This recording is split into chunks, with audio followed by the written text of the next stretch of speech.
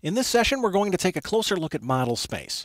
Our approach is going to be a little bit different, though, because we're going to be looking at model space from the computer's point of view. Taking this behind-the-scenes look can be very helpful in teaching us how AutoCAD maintains our line work. Model space is essentially an infinitely large virtual grid, much like a sheet of graph paper. We construct our geometry on this grid, and AutoCAD uses the grid to maintain the accuracy of our drawing.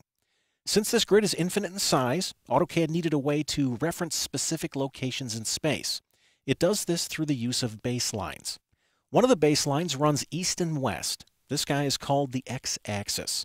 And the x-axis is also a number line. Everything to the right of 0 is considered positive x. Everything to the left of 0 is considered negative x. The other baseline runs north and south. This baseline is called the y-axis. The y-axis is also a number line. Everything above the x-axis is considered positive y. Everything below the x-axis is considered negative y.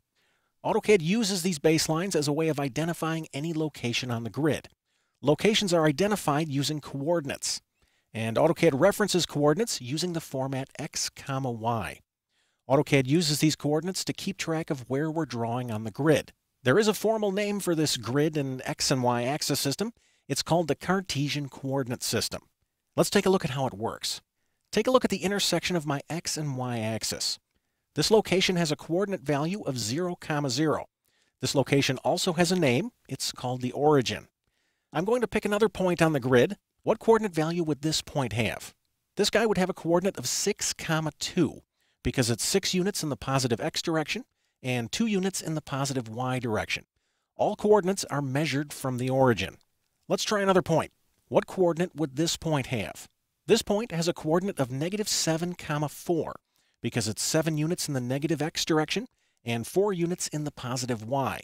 Remember that AutoCAD references coordinates using the format x, y. Let's try one more. How about this point?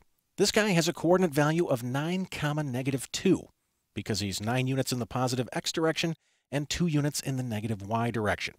This means when I draw a line on my screen, I'm picking 2 points, and AutoCAD creates a line between them. From the computer's perspective, though, AutoCAD is seeing a line that was drawn from a coordinate of -8, -3 to a coordinate of 8, 10.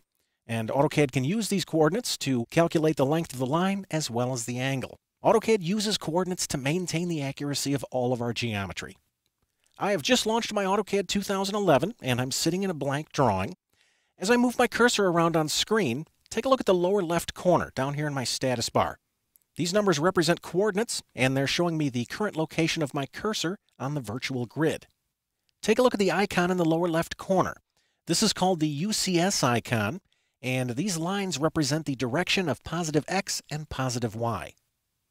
I'm going to back up a little bit. I'll pan my drawing over, and you can see that AutoCAD is actually showing us the baselines in model space. This red line represents the positive portion of the x-axis, and this green line represents the positive portion of the y-axis. Let's create some geometry using coordinates. I'm going to launch my circle command, and before I choose my center point, I'm going to come down and turn off my dynamic input. Dynamic input tends to take some liberties with my coordinates, and I don't want to get into that right now. For the center point of my circle, I'm going to type the coordinate 25, 25, and I'll hit enter. And then I'll give this circle a radius of 5, and I'll hit enter. Let's pan this down a little bit. And I'd like to create another circle. I'll do that by hitting my space bar to re-enter the circle command. And I will enter a coordinate of 75, 25 for the center of this circle. And then I'm going to hit enter to accept the default radius of 5. Now, let's say I'd like to draw a line from the center of this circle to the center of this one. That's actually quite easy because I know the coordinates for the centers of these circles. I'm going to move up and launch the line command, and the start point of my line will be at coordinate 25, 25, and I'll hit enter. And I'd like to draw this line to the coordinate 75, 25, and then I'll hit escape to cancel out of the command. Now, most of the time we won't be entering coordinates as we draft. However, it is important for you to understand the fundamental way AutoCAD processes our line work in the background. Think of it this way. Everything we draft is mapped out on an underlying XY coordinate system, and AutoCAD uses this system to maintain the accuracy of our drawings.